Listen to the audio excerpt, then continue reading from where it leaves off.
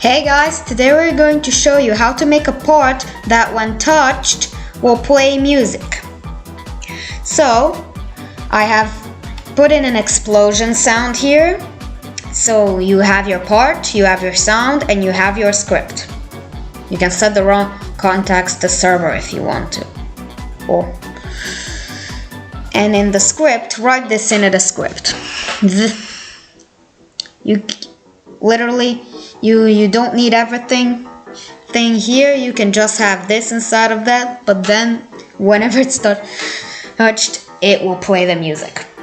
With this script, it will only play music if a player, aka or an NPC or anything that has a humanoid inside of it, touches it. Only then it plays a sound. If anything that does not have a humanoid inside of it, it will not play the sound.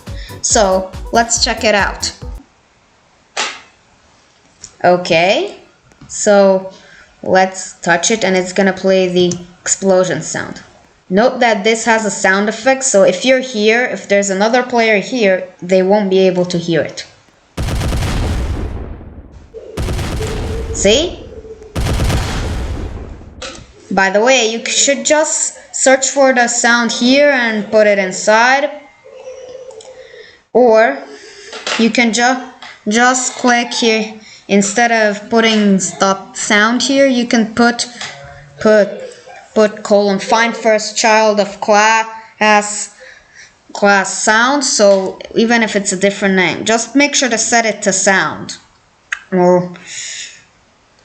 So that was it for this video. If you found it helpful, then like it, and if you wanna see more Roblox Studio tutorials, then subscribe. Bye.